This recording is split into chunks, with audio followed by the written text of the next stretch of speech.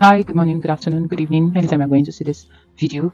And a special greeting to you if you're a Catholic seeing this video and you have not gone for confession. Why? Do you think you are too young to die? You think that why rebuke it? It's not about rebuking it. I'm somebody that advocates so much for confession, no matter how difficult it is, no matter how compromised you feel it is. There is no sin that is greater than the love of God. And then there are some persons I will talk to, and then they will be like, hey, I'm working on it. I need to stop the sin before I go. You need to stop it. That is devil lying to you, bro. Sis, that is devil lying to you. You can't live in sin for grace to abide. Yes, don't live in sin and asking God for something. Of course, His mercy covers multitude of sins. His mercy is bigger than forgiveness, right? It's His mercy is way beyond a priest absolving your sins or giving you penance. Yes, I get it.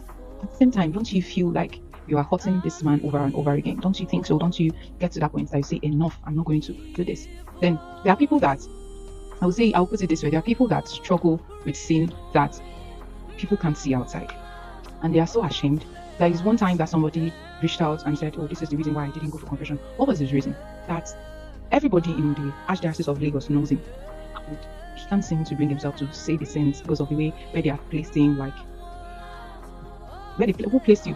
Where? That's pride lying to you in the guise of you don't want to fall hand. Please go for confession, even if it is every month. Go for confession. At least I remember when I received communion, they will tell us to go for confession every week and all of that. At the same time, we don't abuse the sacrament of reconciliation. But if you are struggling, keep going back. You know this thing they will say about heartbreak.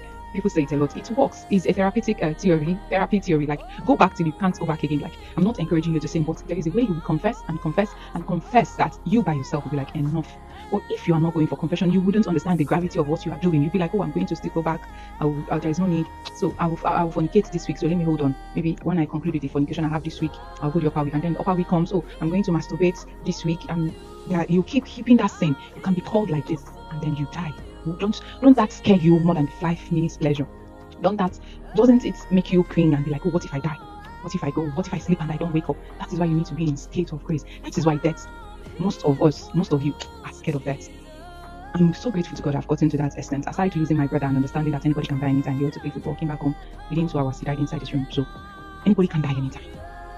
So I always try to make sure I'm ready. Once I'm not in a state of grace, it's the way my heart used to beat. If not, what if you die? Go for confession. Go for confession. I will go for confession. So don't just go to confession because you want to receive communion. Go to confession because you want to reconcile your place with God. And there is something that my friend told me recently, about 2 months ago, that there is something that grace does to you. When you are working with God, and then let's say you are supposed to achieve a milestone this year, sin keeps you back. And then you think it's village people, you think it's maybe somebody is doing you from somewhere. No, most times it's not. You can't sin. You go back to it again, just like repeating class. Do you fail? And then they'll tell you, okay, no problem, repeat it again. But mercy, grace is different from failing on normal classes, yes. But there is a way it sets you back spiritually. So let's say you're supposed to have something working for you, and then because of a particular thing that you couldn't just let go, and God is just watching, can you let go of this for me to launch you into your new phase, into your new season? And then you keep going back to it and keep saying, oh, I need a breakthrough, I need a breakthrough. You are your breakthrough. You are the one holding yourself. Lose out of that sin. Make a decision. Make a decision, please. Have a wonderful day. Bye.